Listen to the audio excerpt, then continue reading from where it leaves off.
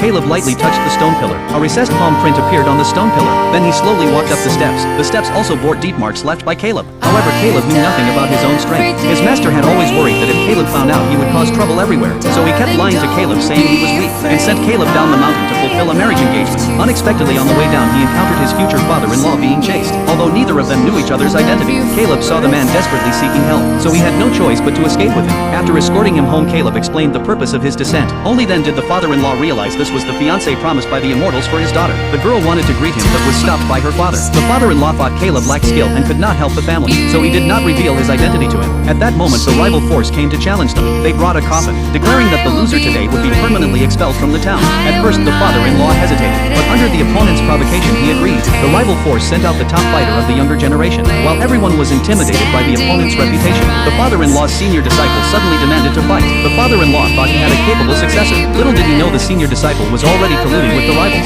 trying to take over the family martial arts school. As expected, after only a few rounds, the senior disciple threw the fight and admitted defeat. The rival force loudly demanded who would be the next loser. Seeing their arrogance, the second disciple volunteered to fight, but the skill gap was too large. The second disciple had no ability to fight back. At that moment, he remembered what Caleb had just said: attack the opponent's armpit. The second disciple tried it as a last resort. Unexpectedly, he defeated the opponent with a single move. This made the girl full of admiration for Caleb. Then the rival force sent a powerful outsider. The father-in-law angrily scolded them for lacking martial ethics. How could an outsider participate in a match? But they said he was a guest recently invited and not considered an outsider. The second disciple had no choice but to confront him. But no matter how hard he tried, he could not harm the opponent. The girl wanted Caleb to give some tips, but he said the opponent was not worth fearing. However, the next moment, the second disciple was suppressed by the opponent. The girl thought Caleb's guidance had been a guess. Not wanting to get Caleb involved, the girl told him she was his fiancée and urged him to leave this place of trouble. But Caleb had already fallen for her at first sight, so he decided to fight for her. Just as the opponent was about to strike the second disciple, Caleb stopped him in time. The rival force mocked the father-in-law for sending Caleb who could not fight. Even his own people thought he was useless. They shouted for Caleb to leave the ring, but the opponent had already made a move. Strangely, no matter how the opponent attacked, he could not hit Caleb. Then Caleb threw a single punch, and the opponent was instantly defeated. At that moment, everyone was stunned and speechless.